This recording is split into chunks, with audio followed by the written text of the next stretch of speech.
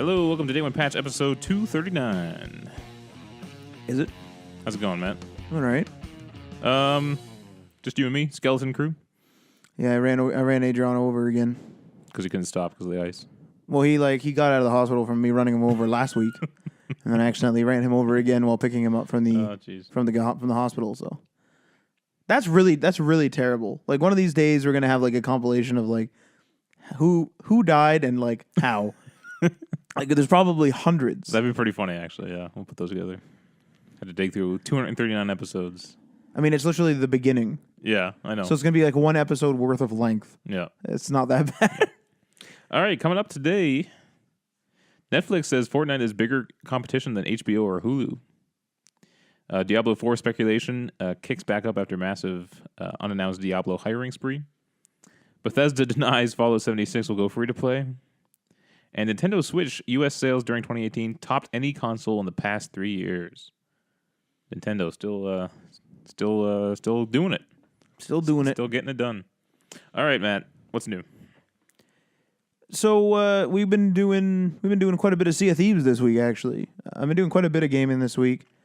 Not more than usual, but just more of a variety, I think. You know, there was a second there when I thought we were all going to stop playing Sea of Thieves, and I felt bad for Adriano because he actually paid for it. When? Like the second time we played it, I think it seemed like we were about to stop. What's funny is that that was the second time you had played it. The second time we played it, you were like on somewhere, and Adriano and I played it, and he was advocating for not playing it again, right? Because it was the first time we'd encountered players. And you got destroyed, and you lost all your. It was just like grief after grief after grief, and it was just too much. So I'm glad we're putting more time into it because he did end up buying that game. Yeah, so we've been putting a few hours into it anyway. A couple hours a night for the last couple nights anyway. Yeah, and so we started. What's weird about this game is that it doesn't introduce you to anything. So what we're kind of finding out is that there are kind of quests in the game. So there's like the voyages, which are go here, pick this up, come back, and picking it up either is like. Kill the guy who has like the skull that I want, and they give a bounty on the guy.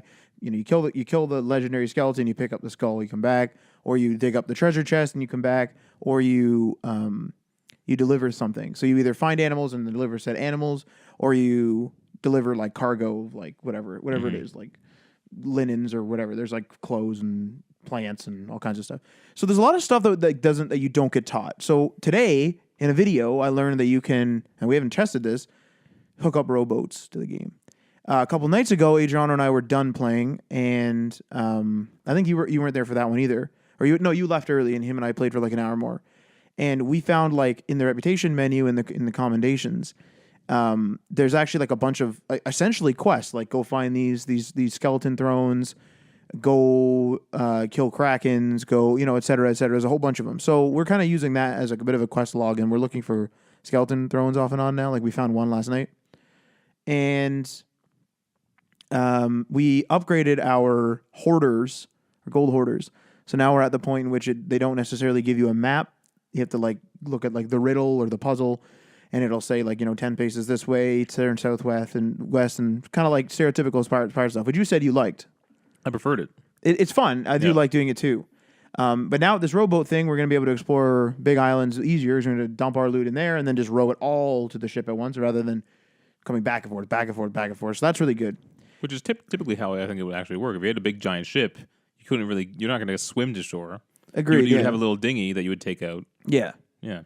I see. One of the things I think this game lacks is like a lot of the stuff is fetch quests, and like there's skeleton things we haven't done. We've been attacked by krakens, we haven't killed them, and megalodon, sure, but and even like ghost ships.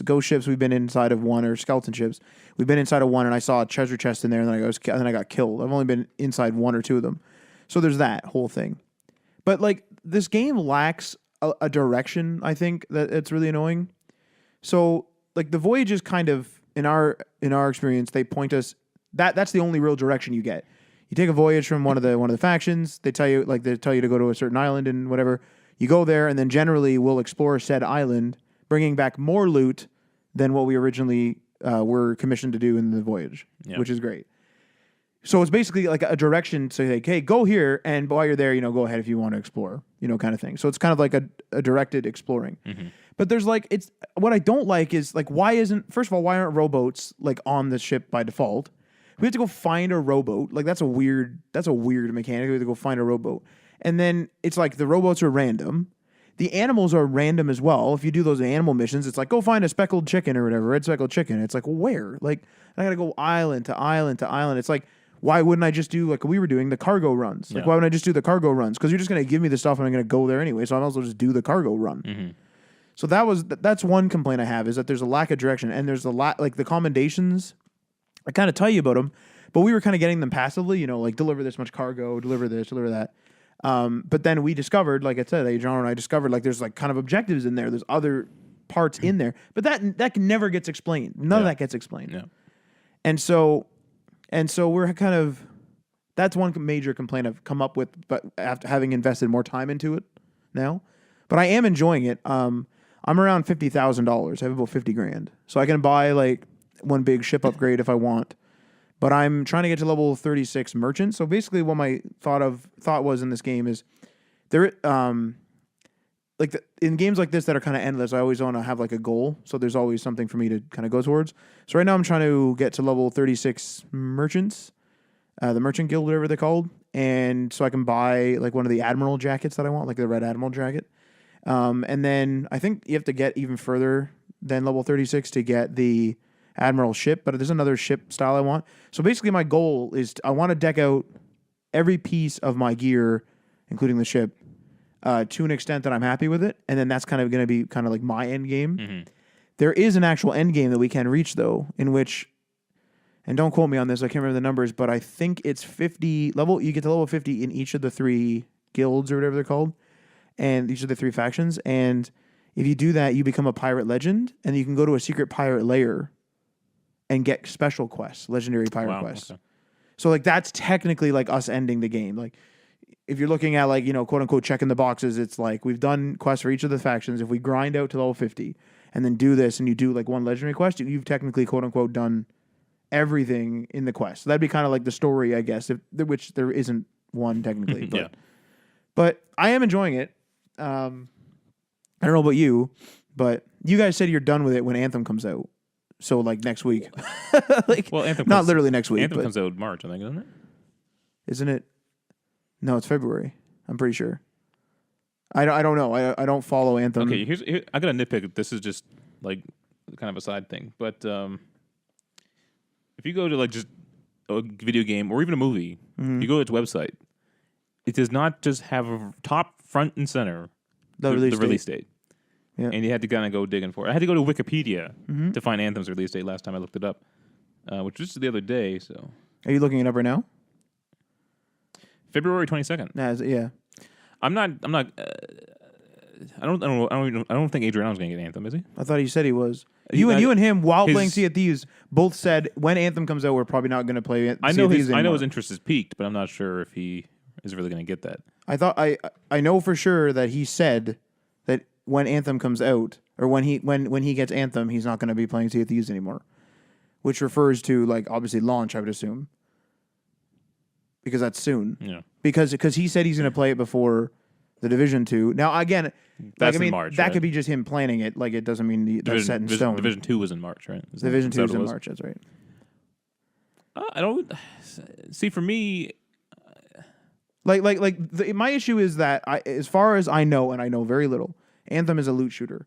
My loot shooter that's coming up is Division 2. I don't want to. I literally don't want to. If Anthem had come out around the same time, or around the holiday season rather of 2018, maybe, probably actually, I would have maybe picked it up. You know what's incredible about all this is that we're not playing Fallout 76. Yeah, isn't that amazing? Because there's no motivation to play it. Because there's nothing to do. Yeah, in the grand scheme, isn't that crazy though? It's kind of crazy, but I'm kind of over it. You know what I mean? It's just like, what am I gonna do when I log in? Walk around? Fallout 4, you, me, and Aaron were all playing it constantly, nonstop. Yeah, nonstop. I almost played it for a year straight. That's right. And 76 is just sort of like, well, if I log in, all I'm going to do is read a holotape or look at some notes. Or listen to a holotape and read some notes. So, I think there's an update coming out this month, right? They're adding some PvP stuff. They're adding like a survival mode and some other things. I don't know. Maybe that'll be like Sea of Thieves where I have to come back to it after a year. Maybe.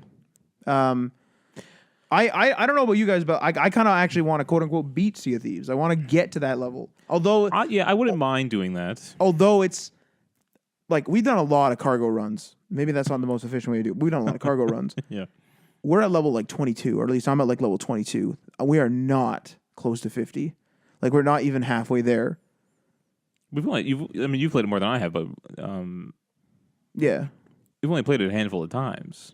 But it's and if been you're like, already at level 22, you seem to level them up every time you play the game. but I think that Sea of Thieves doesn't have the staying power to remain past the Division 2. So my look at it, my outlook You want is, to finish it before the division. my outlook, You want to finish it before the division. well, I would assume that's like that I would say for sure. And like if Anthem is a contender, then even sooner. And I don't know if that's possible. And like we we're kind of have- rushing an MMO, which doesn't really work too good. And Far Cry's coming out next month. But to be fair with Far Cry isn't exactly like a real big multiplayer game. No. I'll play that on the side. That's fine. I don't care about that. Jeez. But I'm also playing Red Dead. This feels like October or November again. Well, it's just because of the Which is staying power. Yeah. It's just the staying power. Also, Crackdown 3 is coming out soon.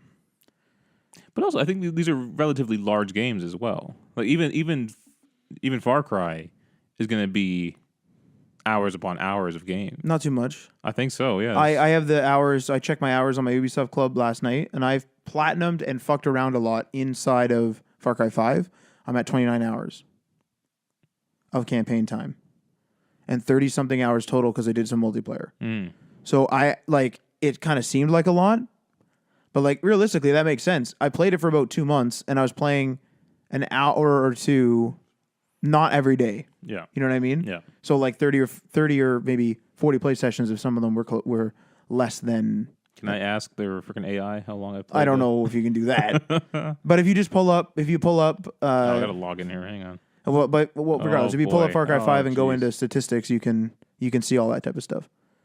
And I platinum that game. Like I've completely done that game, and I messed around. I explored. I did a lot in that game. Like I didn't rush the story by any means. The game is that from? What's that? I don't know. They have like pictures of their games and stuff, and I have no idea what that was from. Games? What do you on the Ubisoft Club app? Yeah. I wonder how plugged in the Division is going to be to that thing. Because Rainbow Six Siege seems to be pretty plugged into it. Which is interesting because it is an older title. What do you got? Or is it still loading? I'm loading. I can't see what games they are until the thumbnails load in. These seem to be high resolution. Jesus Christ. I mean, you didn't you just sign in? Like it's probably doing everything. It's probably downloading your profile. All right, where do I go? You just go to your games. Yeah. And then you click on Far Cry 5. Yeah. And then there should be like a stats button. Oh, yeah. And it should show you the breakdown. Oh, yeah. Okay. Time played in all game modes, 21 hours. Yeah, so you played less in everything and we played like multiplayer together. Now, Primal was kind of their smaller game. Let me see what I got in that. If it's anything comparable. You also got to remember that New Dawn is not full retail price. That's what I'm saying. Like Primal might have been actually. I don't know if Primal was. 20 hours in Primal. Like for some reason, Far Cry seems like you've done it seems forever. like it's forever. But it's Because there's really so many not. quests around the map and stuff. I think it's just because you're busy probably in the game. Yeah, that might be it. But realistically, you're not. Like how quick did I have well over that in Fallout 76, and I was well over that in the first week. You probably have a lot more than me on the Division, but 176 hours. Oh Christ. Wow. Oh no. Are we doing this live here? And we both platinumed that game as well. But you hell definitely yeah, I platinumed you that definitely game. played a lot more than I did. Yeah. you guys quit. Jeez. Nate, John, and I were we were so plugged in that when you played with us again, when you came back, we weren't talking. We were just doing the quests without doing anything. You're like, "Where are you guys? What are you talking about? We're over here now." Hey, I just got a 235 classic challenges completed in Ubisoft games. Look at that. Look at that. They should just unlock everything for free. I have so many Ubisoft points that I can buy everything for every game that ever comes out. You know what I mean? Yeah. I was also playing this week. So I'm playing Red Dead, and I did a little bit of the online, and I got further in the story finally.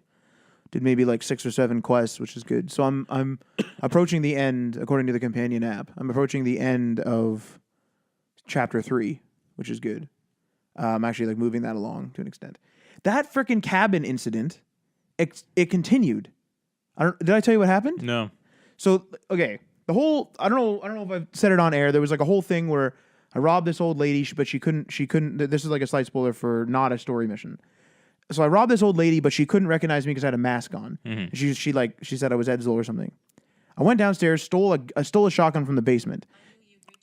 What was that? That's Sam, the Ubisoft. Oh.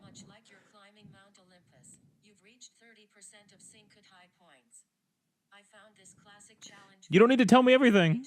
What are you doing? I just clicked on Sam. So then, But now she's telling me all my statistics. well, did you ask her? Stop. Did you ask her for statistics? Stop. I don't so much have an off switch as you can either switch to No. I don't think the microphone's picking that up. down for now.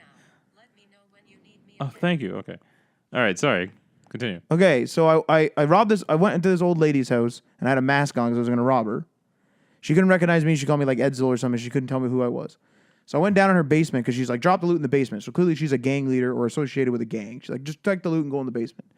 Go in the basement. I find a gun. I steal it. She realizes I have said gun.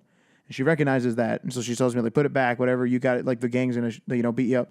So, like, she first thinks that I just fucked up, I think, as a gang member. And then she slowly realizes, because I'm hanging around, that I'm actually not who I said I am. Yeah. And so she's like, oh, the gang's going to fucking kill you. Like, I'm going to get the boys. And so she leaves. She takes off. And then she goes to her horse. I wrapped her up, take her on my horse. I head into town because I assume there's a bounty on her head. I don't know. Her sons jump me, and they actually ended up killing me successfully. They took like $70-something. I then go back to the cabin after I respawn. They're in there talking to her, having an argument with her, saying like, you should move out of this place. Like, what are you doing out here, kind of thing. I then shoot all 4 of her sons. So 2 of them jump me. All 4 of them, I kill all 4 of them. And like 2 of them were in the same clothes as when they jumped me. So like clearly it was them.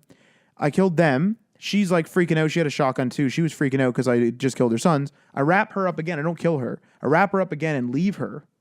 I then go inside the house and find a lockbox from where they were talking to her at. So they had like brought a lockbox with them. And it had the $70-something that was in my inventory that they had taken. And then I also looked at the picture on her night table, and it actually had her sons and her posing for a picture. What are you doing? I don't know what's going on here, Matt. Sorry. I'm quitting. I can quit. if this story's boring, I can stop. I'm just goofing off. Hang on. Go ahead. So anyway, I went back there like deep into chapter 3 because I was just curious. Because I left her alive. I like killed her sons, took my money back, left her alive, and came back. The house looked really decrepit, and it was like nighttime, so there wasn't any lights on or anything. And when I went in there, there was like a scrapbook that that assumingly she took out, and it was of her sons like escaping, and there was like newspaper clippings in it and stuff, and that was pretty cool. So clearly, like she's like reminiscing because I killed her sons. And then when I went into the other room,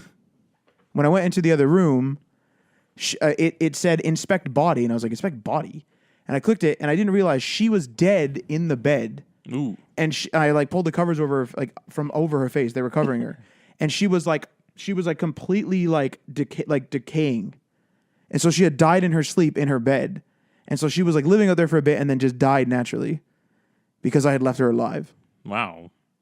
Like they put that much fucking detail. That's yeah. And she had a necklace on, and it was hanging on like a little like jewelry thing, and I was able to rob that because she took it off when she went to bed, I guess. That's crazy.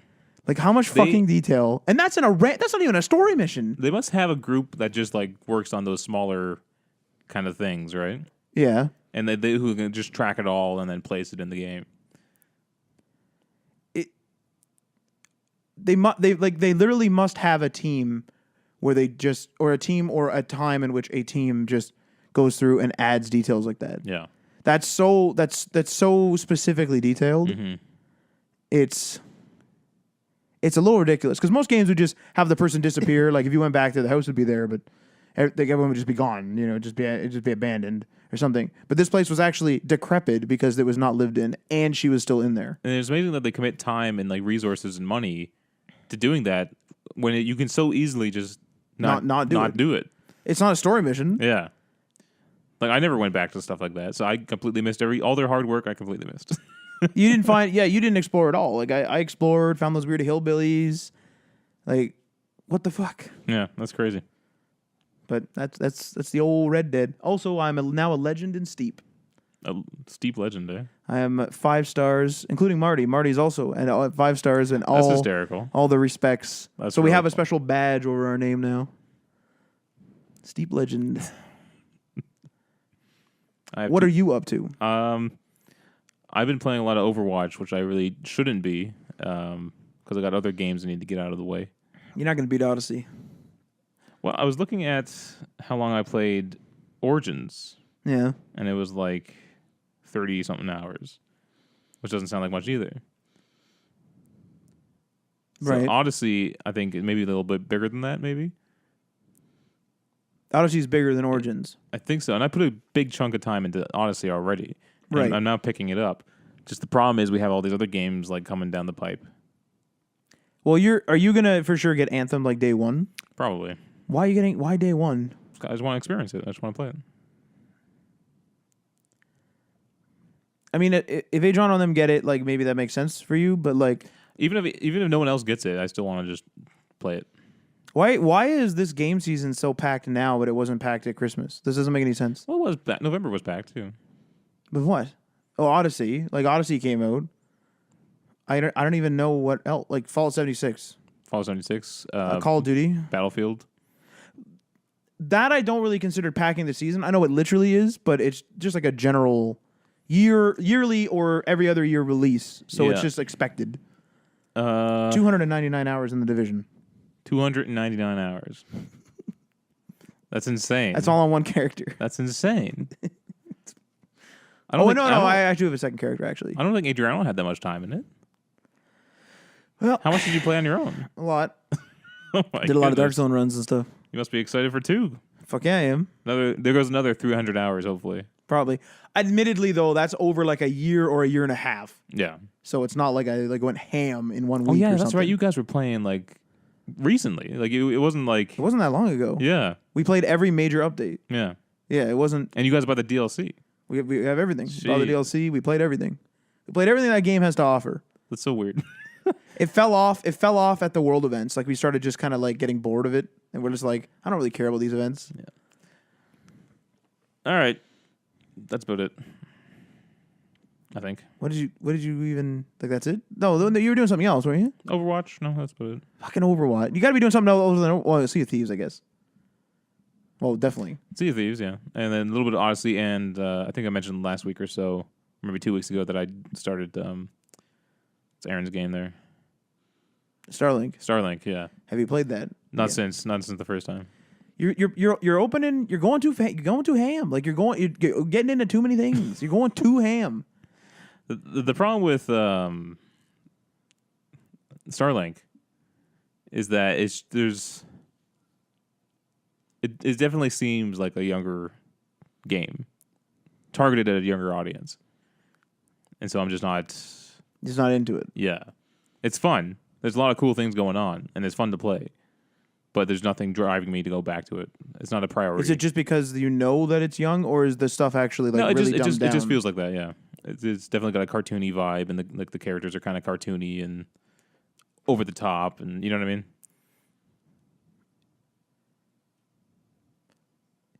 Is it like? It almost feels like a Ratchet game. I was gonna say, is it a Ratchet and Clank? I don't know if you know this reference. Is this a Ratchet and Clank or a Ty the Tasmanian Tiger game? Yeah, I don't know that one. Ty the Tasmanian Tiger to me, after playing Ratchet and Clank, seemed a lot more kiddie. And even though there was like decent mechanics and stuff, I didn't play it much because even though they were in the same category, I think I received it in like as a gift or something, like way back on PS2, and like it was one of those things where it was like, this is a dumbed down experience. I don't want to do this. I wouldn't say dumbed down, but yeah, it definitely feels like Ratchet and Clank.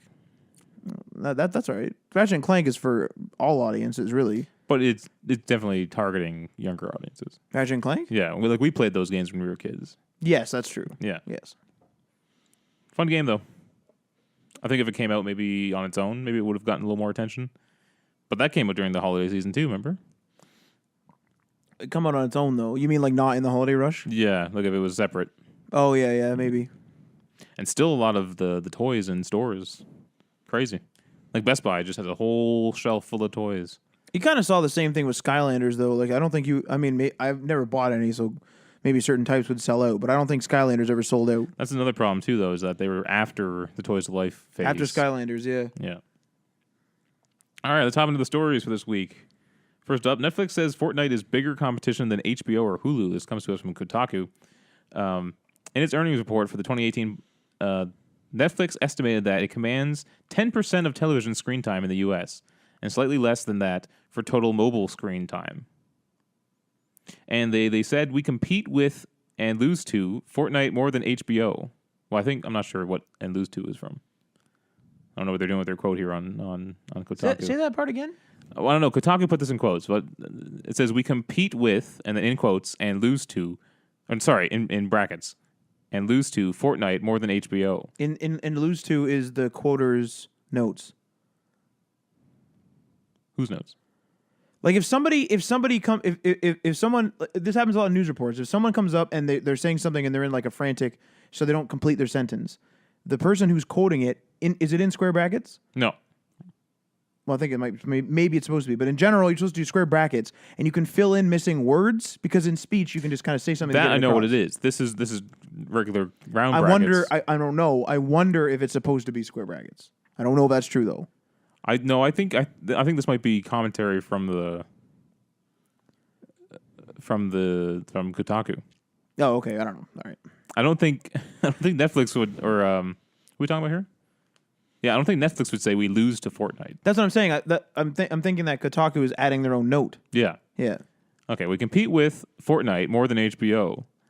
How do you feel about that? Like they're not typically both game companies. They're both entertainment companies, but they're competing for screen time. They want your attention.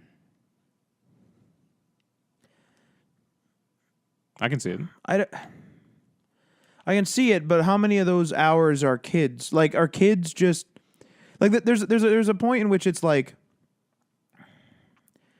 a company is competing against other companies in the same segment, but eventually those companies will be competing against someone in another segment, in a new segment that is slowly replacing that old industry. What's weird about this too is like you could also say they're competing against book reading time. That's what I'm saying. Like why make this distinction that it's screen time? Like it'd be different if movies and stuff started dropping off because of video games, but I don't think we're at that point. Yeah.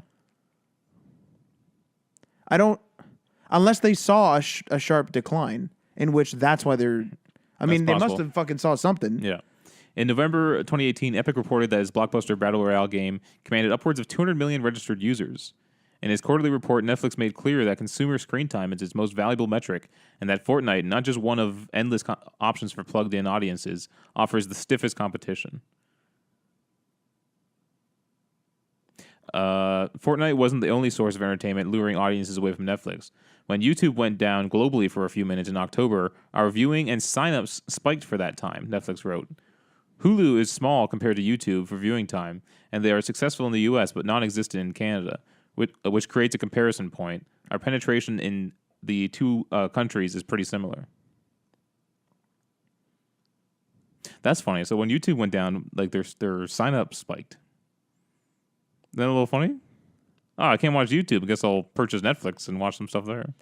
People are really like strangely like not willing to pay for something until something's inconvenient, and then they're like, "Oh fuck, I'll always pay for that." Then I guess you're like that in some way, aren't you? Like if something doesn't work on you, and a paid solution can fix it. Yeah, and you get frustrated enough with it, you just go buy it. Or something. There's a reason why Crave is I don't know Crave anymore. I mean, it's in the opposite direction, but wouldn't accept my new credit card number, and so I like emailed their support, and they're like, "Please type in your credit card number," and I was like, "Okay." Guess I can't. That's it then. Guess I can't have Crave, and they don't have Crave now. That's a weird thing when they make it difficult to for you to give the money. Yep, they wouldn't. They and like I'm sure that if I emailed them again, they would send me more support. But I was like, not worth my time. Don't care. This goes to the overall thing though of what me and Adriano have talked about is like there's just too many things to do nowadays. You're just inundated with entertainment content. That's why most people don't do it. Or they just like watch something and then they just don't care about it. Yeah. Like people don't care about canon. People don't care about what they're watching. They don't even know the name of it most of the time. They're just watching something. I definitely have scaled back my Netflix though. You have? I think so. But that also has to go to the point where there's not much on there that interests me that you haven't watched. But I remember before, like, now the shows have gotten bad, but the Marvel shows on Netflix, Yeah. I'd be there day one watching them. But the Yeah. Punisher's been out for like a week now, or however many days, and I haven't touched it yet. I haven't really touched it either. I've only watched like 10 minutes of the first episode or something. Although when I do find a show I like, I'll just blast through it. Like I blasted through 2 seasons of The Marvelous Mrs. Maisel on Prime. Just I was done like instantly. Just finished it all. I wonder if this is the binge. I almost said the binge economy, but the binge. I don't know what you'd call it. The binging community is like they binge a full series, and if a series isn't complete, they don't bother. So if people are binging things quickly, they're going to quickly get through things like multiple series, and then they're going to back off of Netflix and do something else That's until that's kind of funny. until something comes out. Yeah. Yeah.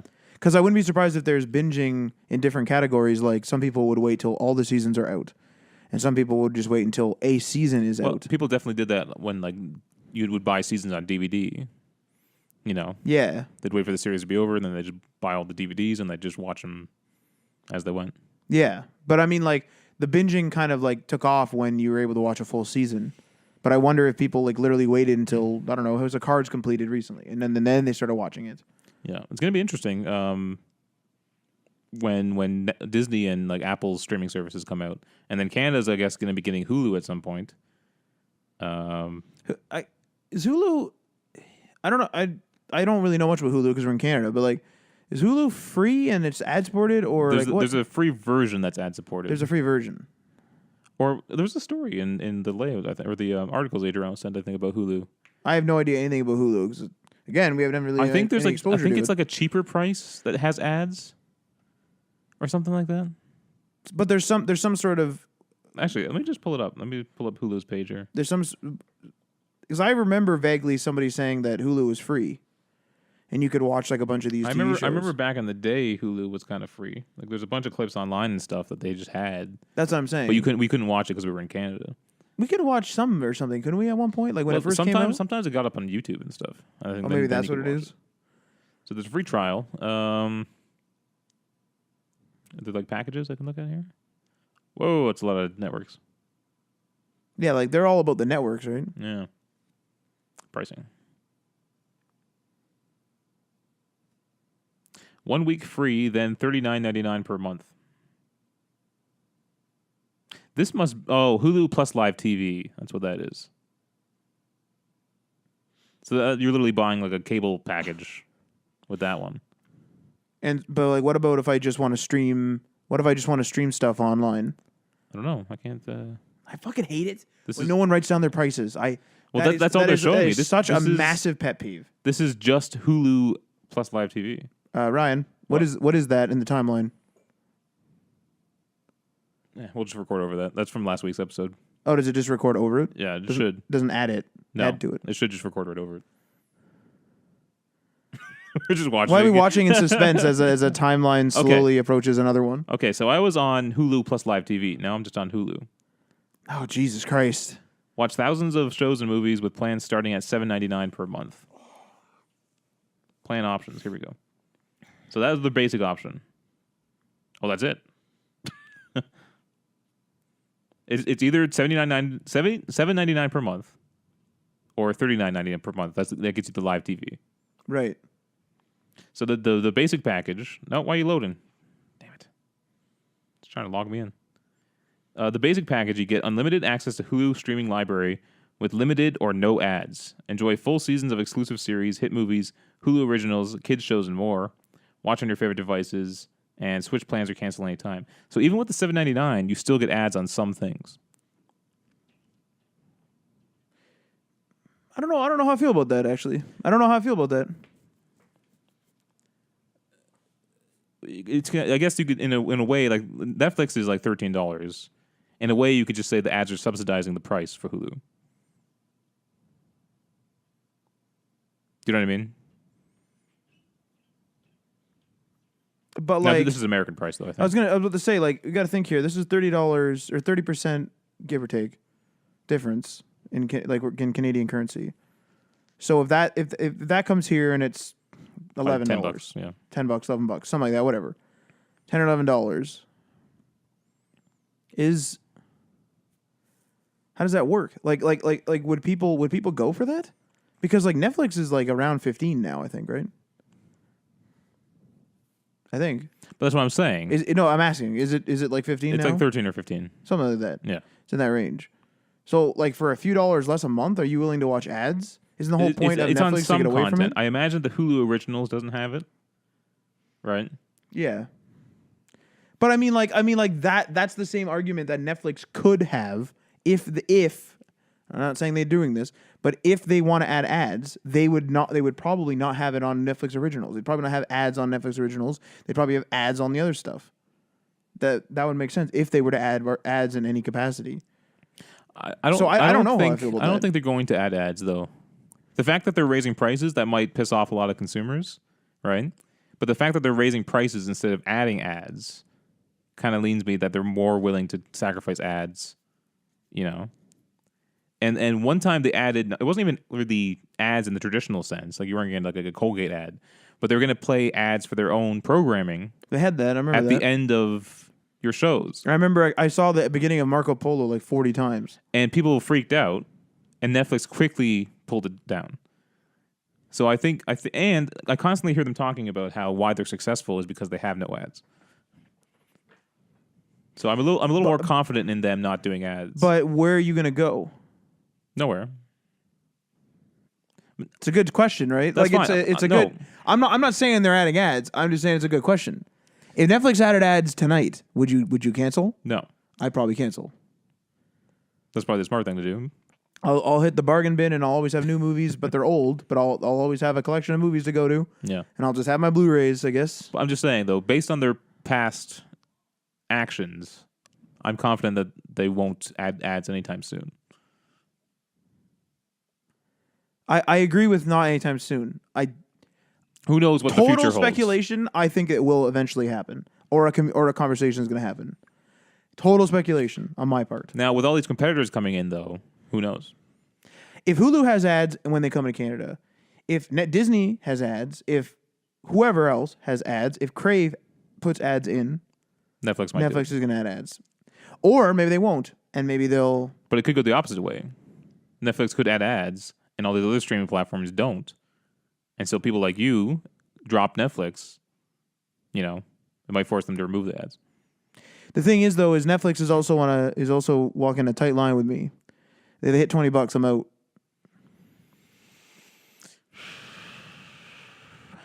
They got limited time. $20 is a lot, eh? $20 is I'm out immediately. Then I might as well just not watch TV. $20 is a lot. I'll just miss my dramas. Although it's funny when people are paying like hundreds for like cable packages. But the whole point was to get away from that. And if they're going to start doing it where they're going to be going the old way, I'm out. But the ideal thing is the on-demand aspect. But like a lot of the satellite and cable providers do have an on-demand area, For movies, and you can record stuff, so it's on demand. you still have to wait for it to air.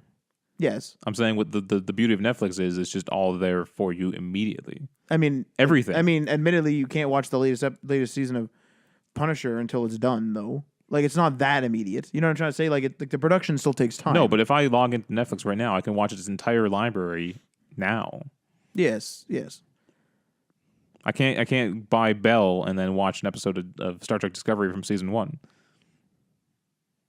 Unless it's in their on-demand collection Unless or it's whatever. there. Yeah. There's a whole bunch of stuff like that Yeah. that comes with cable packages now, but I think 20. I think I'm out. $20 is a lot. I think I'm 20 and I'm out. Man. This is another reason. This is why I haven't done. They're YouTube. getting up there too. Mm-hmm. This is why I haven't done YouTube Premium. It's YouTube Premium has been beautiful. Oh my god. I watch the full ads usually. Oh Lord. Some of them are 20 minutes. Fantastic. It's a high price. It's definitely not worth the price, but it's fantastic. I mean, it'd be worth it if you use YouTube Music. And you yes, you dropped Apple Music. That's true, yes. All right, well there you go. Let the streaming wars begin, Matt. For some reason I feel like most of the time competition will give customers either better features and or better pricing. A lot of the time it's pricing that comes into play. For some reason I feel like no one's going to give on the price. I feel like Netflix is coming in hard. I think the rumor is there's going to be like $5 or $7. What is? Netflix's streaming service at launch. Netflix's streaming Or service. sorry, Disney's. That makes sense because they probably don't have that much. But that's a good competitive price. That's nice. Good competitive price for like the classic Disney movies, though. Well, Like- everything, like what- everything like- they have. what? Everything they have. Yeah, but I don't think and this is an assumption. I don't think that it's all going to be ready. Like when it comes out, it's Yeah, they're probably going to yeah. have like 30 titles or something, and Potentially, then slowly it will get better. But then slowly the price will get up yeah. there. Yeah. They're walking a tight line with me. I'll go back to the old school. I don't care. Inflation's a weird thing, and like inflation only happens because these companies constantly raise their prices. You know, it's like Constant growth. People are willing to pay another $1. There we go. Constant And then growth. the whole market just like inflates, and we're just slowly inflating. There's nothing you can't do it. You can't stop it. You can't stop it, but I mean, it's all just the same shit with the decimal point moves around more or less. Like, oh, it's $5 for milk. That's ridiculous. Yeah, but I'm also not being paid 20 cents an hour anymore. Yeah.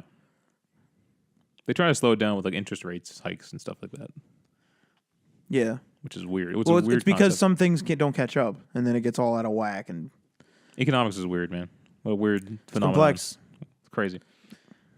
All right, next up here, Diablo 4 speculation. Remember Diablo and their controversies? Don't you have a phone over there? Yeah, I'll be playing that game. I kind of want to, but I feel like I'm gonna get ridiculed, so I'm not gonna do that. Who's gonna ridicule you? You have a bunch of big hardcore Diablo fans. I have friends, I mean? I have a bunch of like most of the college buds. They're all big Diablo guys. And they're gonna make fun of you for playing Diablo on your phone? Probably. Jesus. Were they upset with this? Do you know? Oh yeah. But I told, and they were even more upset with me when I said that we don't make them enough money, and they were like, "That's bullshit. We're the loyal fans." I'm like, loyal fans do not add up to more dollars. No. So like you're literally worthless. They like you for PR, but they you don't make up enough money. Like honestly, like the microtransactions from a mobile app, assuming the mobile app does well, is going to make more than us old buggers buying the game once for $40, $50, $60, $70, even $100, and then not paying for it again. Yeah, wasn't like Nintendo making like tens of millions of dollars off of their apps? But yet it was like Fire Emblem was doing better than The Mario. the paid version of Mario, yeah. Less downloads, making more money. Yep. Yeah, that's nuts. That is nuts. Well, it's a good test. It's a good thing they did that. They was smart of them. But they are still determined to find a pricing model that works. That is a paid only, pay once type deal. It'll probably end up being expansion packs. Yeah. All right, so Diablo 4 speculation kicks back up after massive unannounced Diablo hiring spree. This comes to us from comicbook.com. The Blizzard careers page seems to be always hopping with so many incredibly active franchises under their belt. Still, it was noticed in many of the Diablo forums, in this case, Discord, that there were several dozen positions suddenly open for an unannounced Diablo project. From designers to technical engineers, it looks like Blizzard is finally ready to push this baby forward full steam ahead. It kind of sounds like they realized, oh, we have no active and brand new licenses, and we just pissed off everybody. So do you believe them when they said that they had multiple Diablo projects in the works, or was that a PR cover-up for the... No, I believe it for sure. I thought that originally, like I kind of thought that originally when people were freaking out anyway. They announced the mobile game. People get upset. Yeah. But then they say, oh, we have multiple Diablo games in development. How come people didn't think that's Diablo 4? I think they what should've- else? What else would that be? They need to have a because you're being ambiguous and like they should have had it. You could have had a fucking title card come fucking flying in. Like you could have literally been a title card or like a totally CGI little like 20-second teaser where like they show the mobile game and everyone's kind of angry in the crowd, right? Yeah. And the lights haven't come out yet, and then all of a sudden it like cuts to this like CGI thing, and you're like, "What's this?" And then it comes up with a title card and it goes D4, and then that's it, and people would freak out, and then no one would be mad. Mm-hmm. Regarding their previous promise of commitment to this beloved franchise, Blizzard did make a lengthy statement at the end of the last year regarding the next step. We continue to read feedback, and our internal discussions are ongoing. Reads an official post by the Blizzard team on their forums. We have many plans for Diablo across multiple projects, which we'll be revealing over the course of the coming year.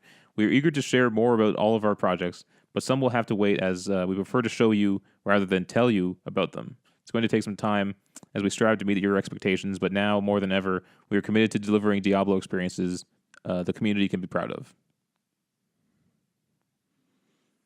I think the Diablo 4 is coming. I think it's I think they're pushing it harder now because of the PR, but I don't think that. I think it was still. but It's probably in concepts. multiple Diablo projects though. So we already know the game's coming out. Mm-hmm. Does that mean we're gonna have Diablo 4 and something else? Another Diablo something? Could be Diablo 4 and then Diablo 4 Switch. Like honestly, Oh yeah, that's right. Oh, because it could be a totally separate launch day and everything for the that different sounds consoles. that sounds like a great platform to play Diablo on. Actually, the Switch. Diablo 3's on there. Yeah. That'd be an interesting way to try it. Mm-hmm. I think I'm done with Diablo. Like I'm not a big Diablo fan, but I'll play it. I hate the grinding at the end, and it's like let's just grind for numbers. Like I don't want to do this. But that's when I stop. But like at that point, it's like I'm literally missing. Like in terms of the amount of hours that people put into it, I'm literally missing like 90% of the hours that people put into it. All right, let's move on. I guess Why? What do you mean? I'm done talking about Diablo. Oh. Is there any more to talk about? I thought you had another point that you wanted to move on. No, Okay. no point. No. This one's kind of funny. Bethesda denies Fallout 76 will go free to play. So this comes to us from GameSpot. This fucking game. So they denied that the PS4, Xbox One, and PC game is going free to play. Now the rumors started picking up, I think after a store outlet stopped stocking like certain versions of the game.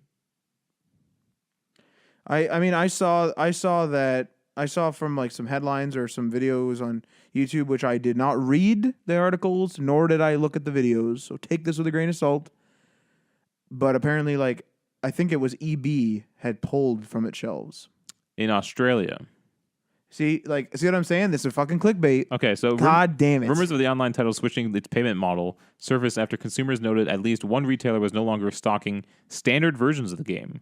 However, it seems that was simply a decision made by the retailer to place greater emphasis on special editions. Bethesda itself stated there is no truth to this rumor, while Australian store EB Games confirmed it still plans on supporting the box edition of the game, both in stores and online. So people just jumped to free to play because they stopped stocking a standard edition? Of course they did. It's literally like this is a media firestorm. Why don't we add to the media firestorm and get the clicks so we can get the ads on our videos? That's literally what it is. To be fair, it doesn't sound out of the realm of possibility. With this game dropping to like 40% off, like quickly after launch, and has been on sale multiple times since launch, for them just to say free to play and hopefully you buy Atomic Shop stuff. I think that it's unrealistic at this stage. Yeah. I'm afraid to say that they may. I could see them doing something like Destiny does, which essentially makes the bundle. Like if they release some sort of paid expansion in the future, you basically get the whole thing for free. Like you're like Destiny has that thing where it's like you buy the game for $79.99 base game, big old like one of the big expansions come out, and then the game with the expansion is $79.99. For us to upgrade is almost $79.99. Do you think there are expansions in the works? Well, they said they're gonna be. They said there's stuff they're adding, and they said there's like stuff coming the horizon. But paid expansions. No. That seems very contentious. I don't think so because of the Atomic Shop. Right. I wonder if those lunch boxes are going to make it into the game.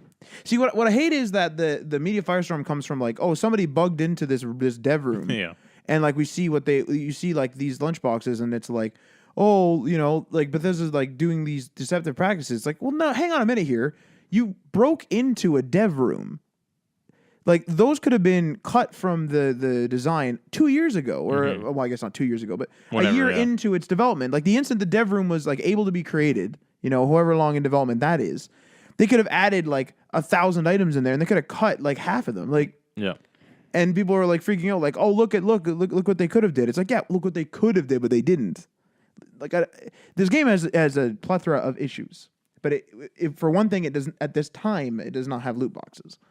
So like just because there's evidence that there is, sure, report on it, but don't. If they started adding loot boxes now, that would hurt them even further in the PR department.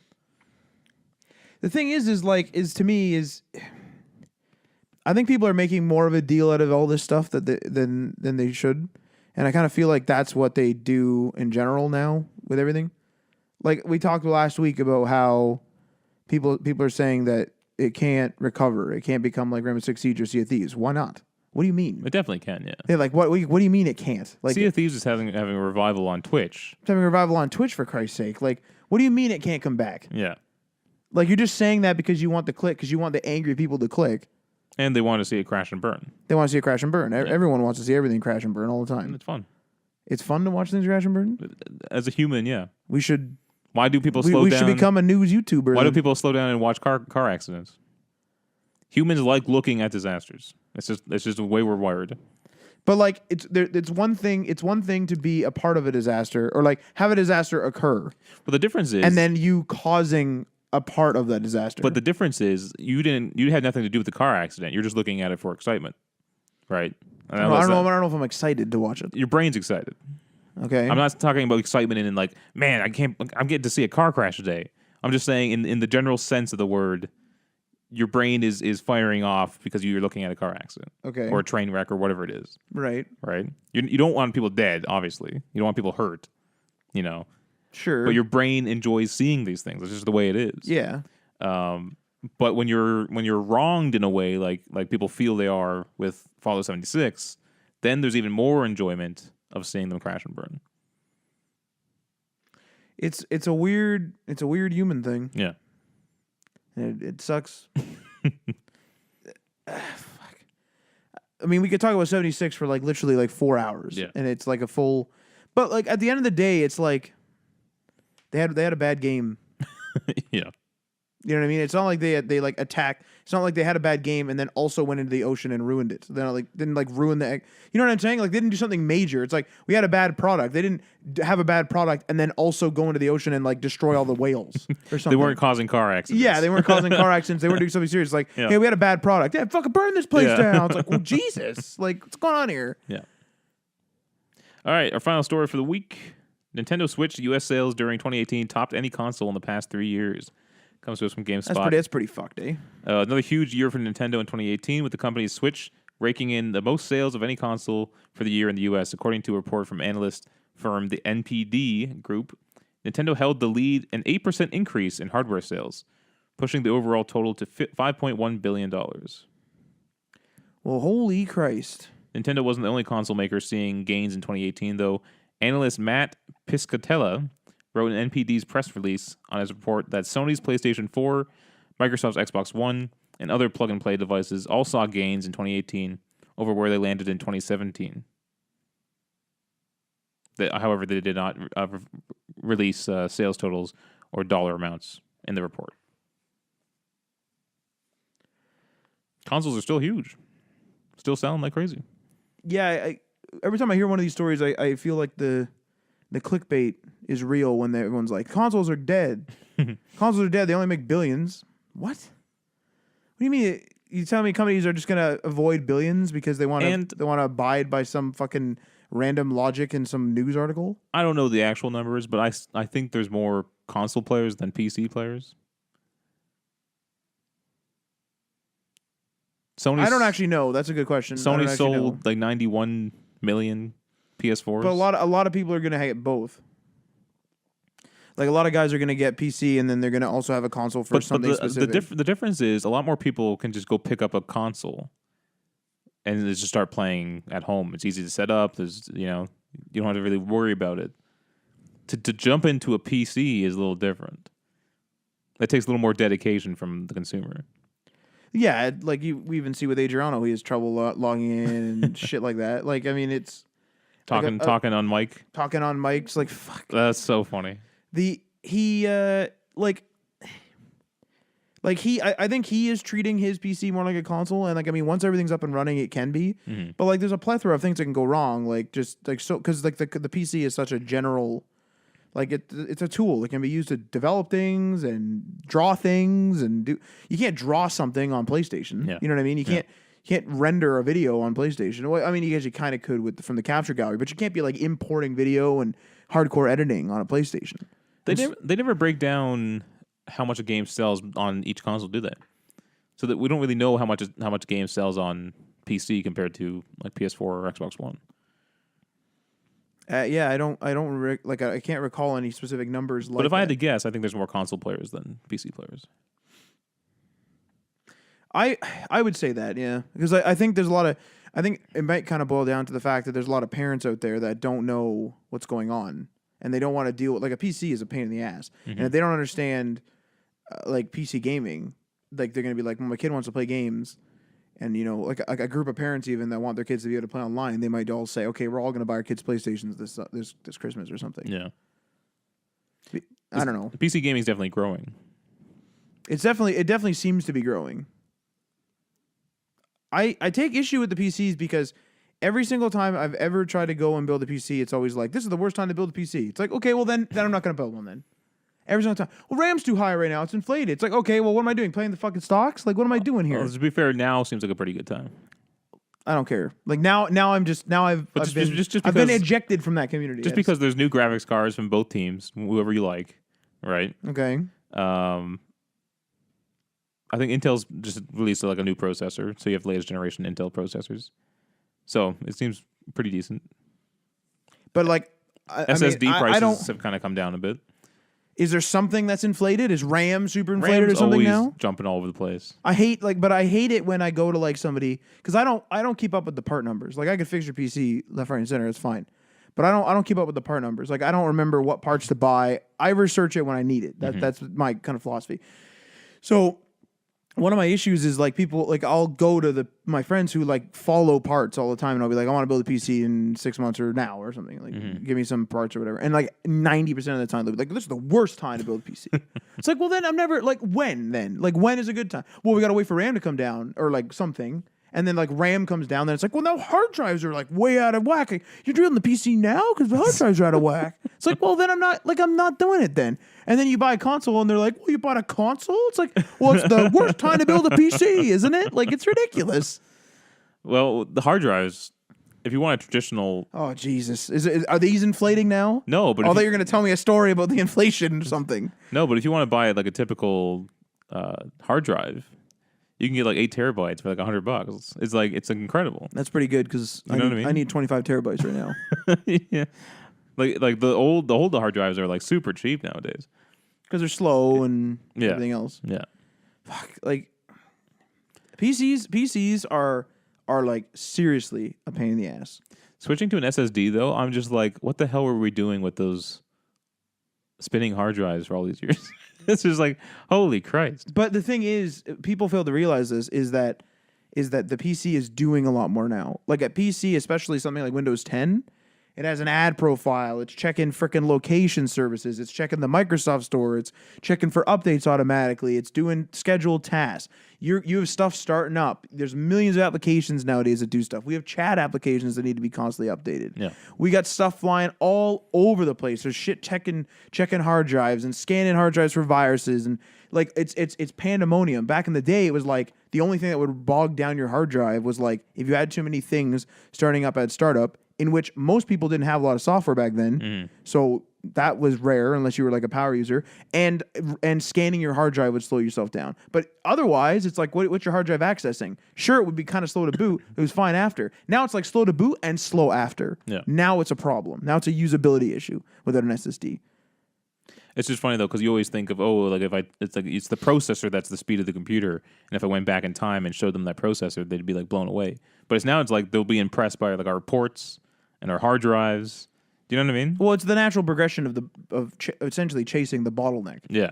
The CPU gets this quick, and then the RAM can't keep up or whatever, and then the channels or whatever, like the actual leads can't keep up, and then the hard drive can't keep up, like et cetera, et cetera, et cetera. Again, this is inflation again. It's like we give you more processing power. Yeah. Okay, I'll write my application to take more advantage of this processor, and now you're at the same position you were with the last processor with the last year's software.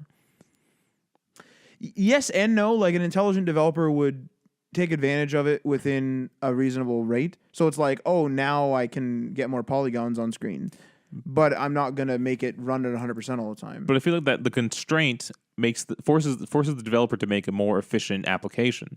If you give them too much room to expand, they'll just take it and not worry about efficiency because they can just use like 80% of the CPU. You know what I mean? You're correct. You're correct there. You're correct there, but in general, the like limitation is still a limitation. Like there's limitations, and you can absolutely work within a limitation in varying degrees, depending on what you cut and whatever. But there's always a hard limit. There's always like you cannot go above, I don't know, 50 polygons or something. Yeah. Like you can't do that. Like, you can do as much as you want to make those polygons preload and make sure the loading is nice, but you go above 50, that's your hard limit. You can't go any further than that. And that's what the new processors always bring in, right? That's the catch. Yeah. And then you got to get used to using the new hard drive or the new polygon count if you upgrade your whatever GPU or whatever. Yeah. I know Facebook isn't the greatest company in the world, but I read an article a couple years ago that it was like either one day of the week or one day out of the month or something, they would slow their internet speeds down to like 3 megabits per second or something, and then run their applications using that, That's pretty smart. and then develop for that, essentially. They have a light version of some of their apps, which I believe is for that. They have I think Messenger Lite or something. I don't remember now. But I think it's a good way to like actually restrain yourself and see what is possible in those constraints, And this happens in movies all the time too. Star Wars was made on a puny budget compared to other blockbusters at the time. Yeah. And they made an amazing movie, and people love the workarounds they had to do with the small budget. Well, you're getting innovative, right? Like Yeah. you're driving innovation, and you're not gorging yourself on resources. But at the same time, there was a hard limit for Star Wars. Like there's a hard limit for everything. Well, of course. And but that like having a constrained budget, like it'd almost be better to say you constrain someone so they innovate, and they innovate, down to the letter, and then they're like, we can't go further, and then you open the gate a little. Yeah.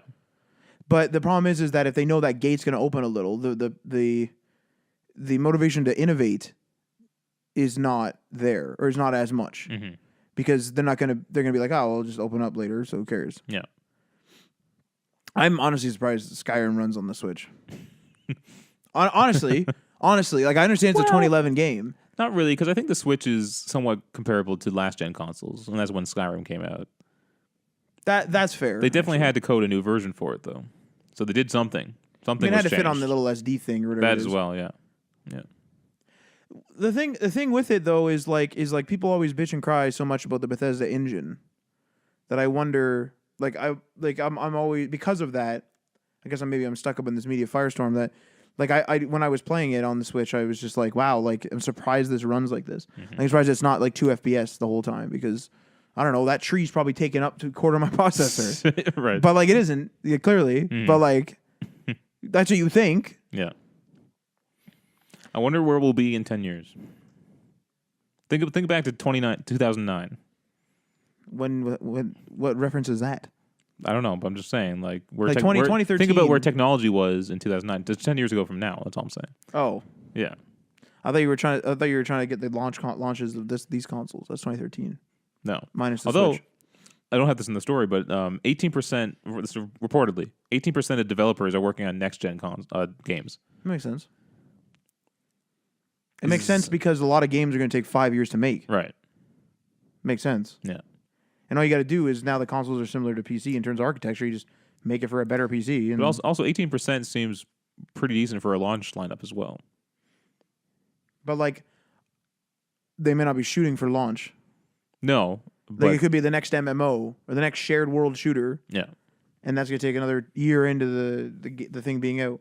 And it's only 20%, so there's still, or less than 20%, so it's like 80% is still. I'm very interested to see. Let's say the consoles launch in 2020, and this is the last year for games coming out, right? A lot of these games, like Anthem and Division 2, are going to go well into 2019 or 2020, right? Yeah. I want to know what they're going to do with the console Switch. Like in terms of support? Yeah. Destiny is an example of that. Destiny is Oh my God, they had a Xbox version, 360 version. The first version, yeah. The first Wow, Destiny. isn't that weird? Holy man. Destiny is an attestament to that. GTA 5 is an attestament to that. I can't think of any other on top of my head.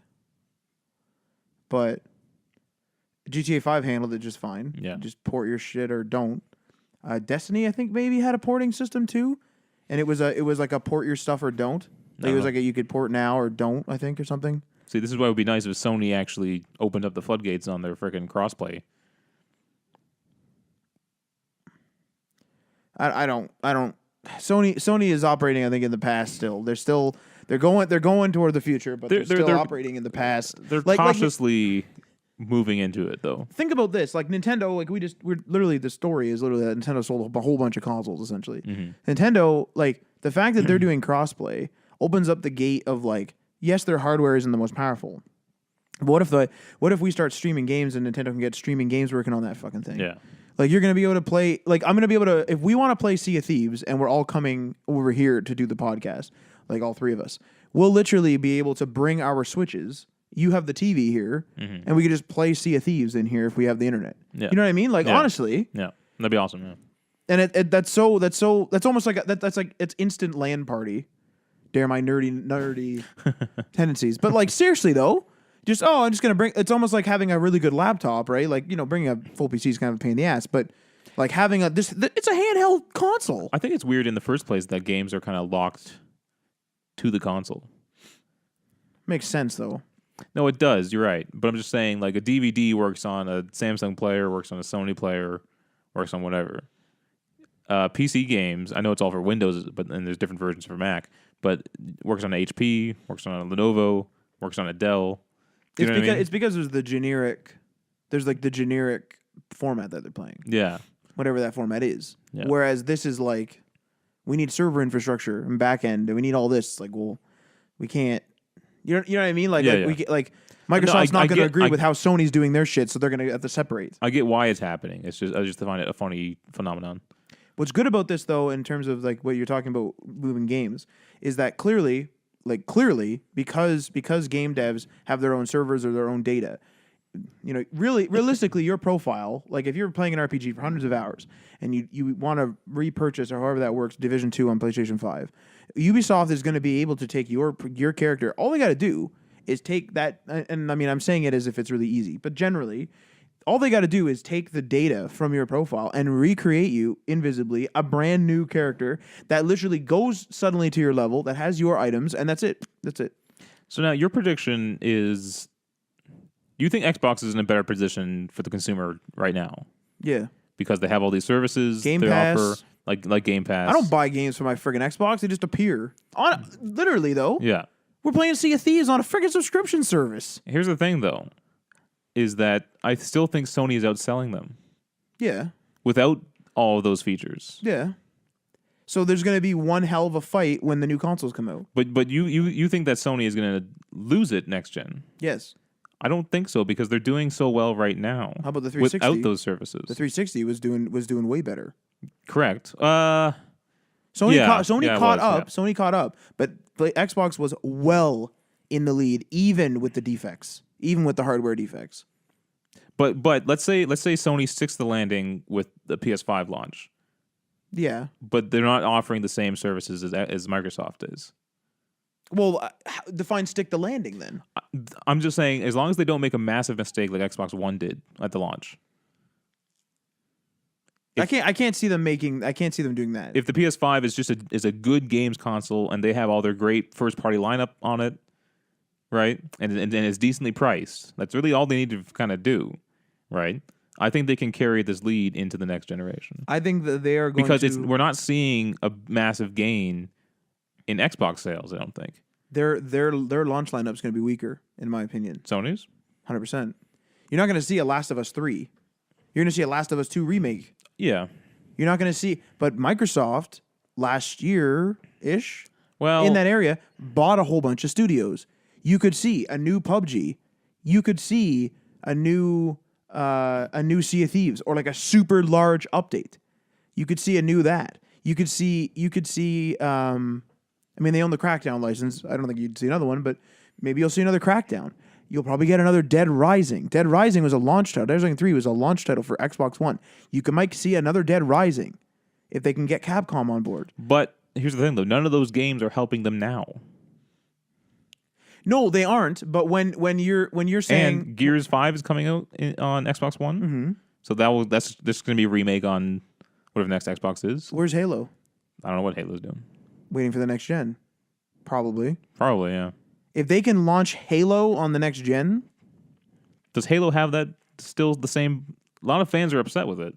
I think a lot of fans are upset with it, but I think it's a lot of like the really in-depth fans. I think a lot of the guys, like, I mean, that's like a game, quote unquote, should I say, for the boys. You know what I'm trying to say? It's like Call of Duty. It's like everyone buys it, everyone plays it. If you're an Xbox guy, you buy Halo. Yeah. Right? Dare I say it's like for that. So it's like something that you're always buying. If they can release a really good Halo game day one, they get Halo, Sea of Thieves, probably a Call of Duty or something like that. If they get all these games in there, the problem is that a new console, like I don't think people are addicted to Sony or not addicted, but attached to Sony. I think that like there's nothing holding me on PlayStation. I have a library on there, fine, but like if I'm done with those games, and Xbox has a better offering at launch, the new console launch is like a clean slate. Clearly, look how many people abandon the Xbox on the drop of a hat. Yeah. Now we have this whole thing. Who's going to handle digital libraries better? The guys who literally have Xbox original titles running on Xbox One, or the people who resell me PS2 games on Xbox on PS4? Here's the thing, though. All these points you're making of all the great decisions Microsoft's making that are consumer friendly is not helping them currently. Because they're not in the spotlight. One big ass spotlight comes on to each manufacturer when a new console comes out. I don't think people care about backwards compatibility. When you're buying something, Clearly if they you're don't. buying Clearly something, they even if you're don't. not using it, if you can get another feature, you might as well do it. Even me. But I'm just saying, clearly they don't care about it.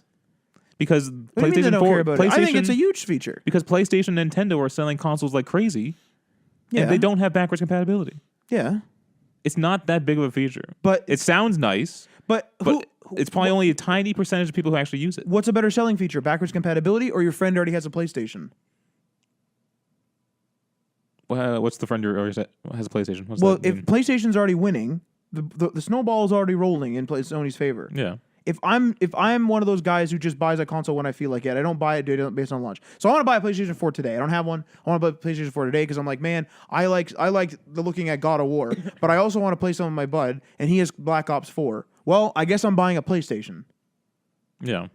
because I like the look of God of War in there. So there's there's your good proprietary title or your first party title, and there's your good good multiplayer title. I'm not gonna buy my I'm not gonna buy a console probably based on backwards compatibility, but it is certainly a great add-on when I'm purchasing a console and when we're having a conversation with our friends saying, hey guys, like what are you guys gonna buy? Like if you guys are gonna buy a console, which console are you guys gonna buy? It's probably a huge feature. It's probably a huge feature then. Because we can be like, boys, we can go and play the old Division. We can go play this old game. We can go play Fable 2 if we want. Remember the good old days of playing Fable 2, Fable 3, whatever? When you're looking at just the purchase, everything's hypothetical at that point. No one has the console in their hands. That is a big feature. Yeah, but when it's what hypothetical. what I'm saying though is if you're already a gamer and you're not new to games, you don't play backwards compatibility. If you that's fine. If you have an Xbox or a PlayStation right now, Yeah. you already know you're not playing old games What's wrong with that? What do you mean? What do you mean you're not playing old games? because you're currently not doing it. Because it's inconvenient. No, because it's another HDMI slot. But if you're playing on Xbox One, yeah, okay, yeah, and you're playing backward, if you're not playing backwards compatibility games now, I am. it's not going to sell you on the new one. I think it would. I think absolutely would. No, what I'm saying is, I don't think there's that many people who use the backwards compatibility enough. No, you are correct there. But So if you're already not doing it, you're Yeah. not going to say, "Oh my god, the next console has backwards compatibility. That's a better feature." Oh wait, I don't actually use that feature. But that comes into account less. Think about this. The PlayStation 5 comes out and it has 5 key features that you want. The Xbox One comes out, it has 5 key features that you want. It has a 6th feature called backwards compatibility. Why the fuck if the price is comparable and no one in your friend group, because the console isn't out yet. The console is not out yet. PlayStation 5, Xbox 2, whatever they want to call it. No. Nobody has it yet. It was just announced. It's not out yet. No one has it yet. There's no, oh, I better buy this so I can play with my buds. There's no one doing that yet. So you and your friend group are having a conversation. The Xbox, even if you don't use the feature, is a better value proposition. It is a better value proposition. Technically, yes. So that will sell you when the slate is clean. when a console comes out. It will not sell you today because you're not going to be like, man, I should buy an Xbox to buy Game Pass. No, you're not going to do that. But you know damn well when they give you the Xbox 2, you know damn well they're going to fucking do something with that Game Pass. Oh, yeah, for sure. There's going to be one big ass Game Pass thing. Probably 3 months free or something. Yeah, for sure. Play 300 games launch day. Sony's going to be like, here's your 5 games. Who's better? The Xbox, technically. Who's going to buy who what? I don't know. They're going to buy the Xbox. All I'm saying now is not generating excitement and is not boosting sales like crazy right now. I know, I understand the clean slate you're saying, but I'm just saying as long as Sony sticks the landing on this next console launch, I think they can hold that lead. But my question is stick the landing in what way? Sony's Don't screw up. Just don't screw up. No, offer a good competitively priced console. Yeah. That focuses on games. That doesn't have Game Pass. But it focuses on games regardless. I don't think if Phil Spencer's at the helm when they launch whatever an Xbox 2, I don't think we're gonna have a problem with the games. He literally came out for a few E3s in a row and just said, "Let's play some games." And literally left. I'm not worried about what Xbox does. Okay, they could have a great launch. That's fine. I'm just saying if Sony sticks the landing, okay, you have 90 million PlayStation fans right now or PlayStation players. Okay, trust goes a long way with selling new consoles as well. So if you already trust your PlayStation and you trust the games that come out on it, right? What do you mean by trust? Like, what are you trusting? You enjoyed your time with that game. I currently drive a Hyundai Santa Fe. Okay. If I was going to buy another car, I'm going to first look at a Hyundai Santa Fe because it's what I know and drive. If I'm a PlayStation gamer, now we're not talking about elitist gamers here. Okay. We're talking about your average consumer gamer. Yeah. If they played on PlayStation, they enjoyed their time, and they enjoyed the exclusives they got, the first console they're going to look at and have a bigger edge in buying is the PlayStation 5. Why did the Xbox One not do as well? Because they had a horrible launch. Wouldn't that be the elitist? Wouldn't that be the only the elitist guys that left? No. See, the thing, I get what you're saying, that 100%. Like if you like even something as small as that smart switch over there, smart switch for that lamp, you like that one, you're probably going to buy 3 more of that. Yeah. Right? Fine, fair enough. But in terms of like the console, I think it's honestly the games. Like the first party titles are nice, that's fine. But most games on a console and any given console are third party. There's more third party developers, so there's inherently more third party games. Honestly, I think that even the layman person understands that when 2 new consoles are coming out, some people are totally so disconnected they don't even know that 2 consoles are coming out, right? Yeah. Those people are lost causes and they're a random. They'll buy based on how they do otherwise. They might do that thing you said where they buy a random PlayStation, like they'll buy a PlayStation because they always have. Maybe they'll just flip-flop every time for freaking fun. Yeah. Maybe they'll buy the one that's cheaper on the day they want to buy one. Yeah. They're a wild card. But the people who are invested at all in understanding any of it, or not even invested, but they're invested enough to ask. Like they don't look it up, but they'll ask. Those guys, I think, will swap in the drop of a hat. What is keeping you on the PlayStation? If I want to play Fortnite, I can do it on my Switch. What's keeping me on PlayStation? I don't play God of War. You know what's coming out on PlayStation that's only on PlayStation that I'm going to play, and it's one of the first things ever? Days Gone. That's one of the first. I don't even know if it's a first-party title. I think it is. But what's weird about... Is that a first-party title, by the way? Sorry? Yeah. That is, okay. Yeah. This may be my PlayStation bubble that I'm in. All right? But you, Adriano, and Marty are like the only people who don't play the exclusives of either console, really. I don't know if I'm the only. I wouldn't say that. But you don't... I played Spider-Man, actually, I should say. But you were a fan of Spider-Man regardless. Yeah. You even played the movie games. Yeah. So you were probably going to get that regardless, right? Yeah. But 100%. Actually, you almost didn't. I almost didn't, but I was fucking busy as hell that week. Yeah. So. What was my point? You're saying that you're in a PlayStation bubble. Oh, like there's this Horizon Zero Dawn was the best-selling PlayStation exclusive, and then God of War was, and then Spider-Man was. There's a ton of exclusive fans on PlayStation. Of course there is. Yeah. But I don't think those numbers reflect the people that, first of all, don't have 2 consoles. A lot of those guys are probably have 2 consoles, right? Fair bit of them. And I would say that those exclusives aren't necessarily selling the console. It does for me. Would you? Okay, this is my thing. This is Well, my we thing. we talked about this in a prior podcast. Yeah. You said like all Sony needs to do next year is release a console, and I will buy it because I trust and love their exclusive games. But you're speaking from the position of like, dare I say, like a fanboy, essentially. Like you're in that. You're in the loyalty realm. Yes. A fanboy has a negative connotation now. You're in that loyalty realm. Yes. I'll flip on Microsoft the instant they do something stupid to me. I don't care. I'll flip right on you right away. And that sounds really selfish. But like, what the fuck did they owe to me? What do I owe to them? I already been paying them. But that's the thing. Like, you don't have any love for a single franchise that is locked into a console, right? You're not some big Gears of War fan. No. You're not some big Halo fan. No. You're not a big Forza fan. No. What? There was something. There's something I used to play. I think it's dead now. Oh, Ratchet and Clank. It's not dead, but it which was a hasn't PlayStation exclusive. Yeah. But would that sell you a console though? I'm just saying, there's no exclusive. It's game. not as active as I'd like now, so probably not. There's no exclusive game that locks you into a console, but there is for me. See, I actually like the Microsoft exclusive. Like, I'm gonna play Crackdown. Yeah, you like the games, but like you'd be willing to sacrifice that game if Sony had a better offer, right? If you could only get one console, that is, because you'll probably buy both of them, right? Yes, but like I'll go with something. Like if Fallout says they're doing Xbox only, I'm gonna go to the Xbox. Right. If Bethesda says that, I mean, despite all the 76 press, blah blah blah, yes, but like in general, if Bethesda is doing another like if Starfield goes Xbox only, I'm probably gonna go get an Xbox. Right. It's the same thing with like Dead Rising 3. Dead Rising 3 was fantastic. That is a really good game. That's probably one of my top 10 games actually. Dead Rising 3. And that's a Microsoft, like that's an Xbox exclusive. For now. Well, probably You said it got removed from Game Pass. Game right? Pass, but well, it's leaving soon. It says, but it's developed by Capcom, but it is published by Microsoft. So I can't unless they go get another publisher. Can't see it going to a PlayStation. Yeah. Although the old games did, the previous. Oh, did they? Yeah, remember? I don't actually. I think Not the first one. Not maybe not the first, but Dead Rising 2 definitely came over to PlayStation. I mean, if you want to play Dead Rising 2, freaking Zombrex, Christ, goddamn fucking Zombrex. We played that quite a bit. Yeah, I played the hell out of it, but it still pissed me off.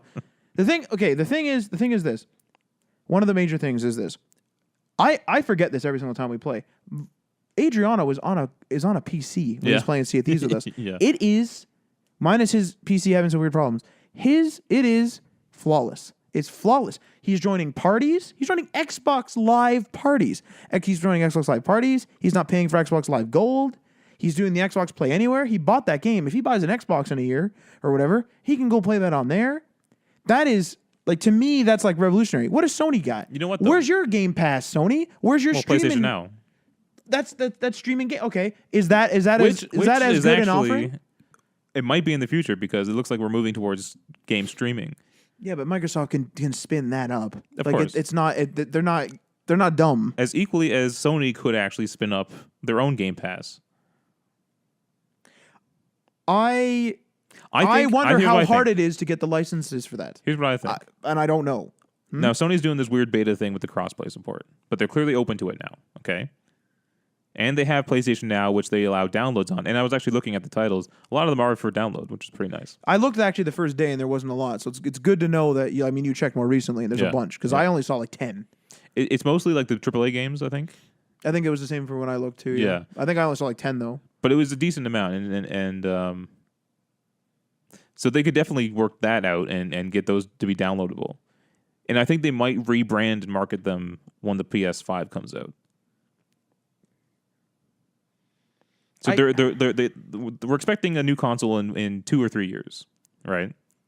That gives Sony enough time to rework it. They have a major lead to begin with. They have enough time to repackage PlayStation Now and then come out with full crossplay support.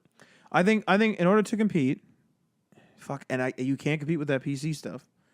They can't. They could probably. They could make a Microsoft. That'd be weird though. They could make a Windows app. They could. Yeah. Honestly, you need the PlayStation app. Honestly, and then you could join parties and stuff. Mm-hmm. And then you just have crossplay, and that's it. Yeah.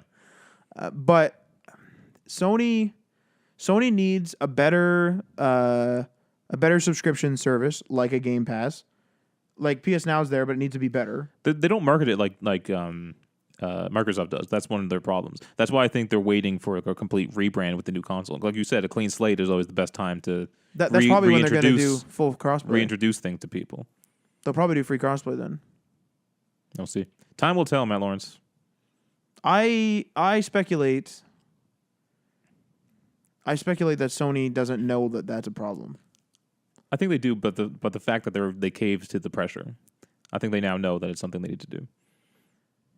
Not the crossplay specifically. The crossplay thing is sort of in the air still, but clearly they're open to opening it to more. Like if it was still on Fortnite, it'd be like, what are these guys doing? Like, are they going to shut it down? Mm-hmm. Like, they'd be like, I don't want this, which they could do. But like, they see now that they've opened it up a little bit more with Rocket League. Like, it kind of shows that they're taking it slow though. Yeah, it's a good faith move. Mm-hmm. Taking it slow, but like with that whole name change thing, with all the technical issues when you change names, that's unfortunate. Is this actually scary? Like, are they actually scared to do this? I hope not. Are they scared to crossplay it? You know what I mean? Yeah. The name change thing's unfortunate. That's really unfortunate. It sucks. Because like I think they're stuck. Like you can't. There's no way to get around it. Yeah, and I'm not changing my name now, so I'm just gonna have a dumb name, a dumb kid's name. All right, that's it for us. We stream on Wednesdays, and you can watch if you missed the stream, we upload it to YouTube as well. Twitch.tv/DayOnePatchMedia if you want to catch us live on Wednesdays. Usually around 8-ish. We tweet it out, so follow us on our social media. We also Instagram story it apparently. Yeah, we Instagram story it. That is one thing that I can't. I have so much trouble trying to figure out how to social media things. Like, I understand social mediaing digital things like, oh, this person took a picture and I can social media that out, like I can tweet it out or whatever. I have a real serious issue trying to be like, what do I take a picture of in life right now for social media? It's like that Kleenex box. Is that what we want? Like, let's take a picture of that. Like, it's not a part of my day-to-day thought process to take a picture of something. Like, when I'm out and about doing stuff, I have to consciously suddenly like have an interrupt in my head that goes, wait, I should do Instagram now. Yeah. And I don't have that. It kind of just pops up after a while. I do miss things. Sometimes I wish I Instagrammed it and forget. But like, for what? It's usually... For a like? Like, I don't know. Like, I think I'm getting old. You're getting old, yeah. Fuck. But anyway, we'll see you guys. Peace.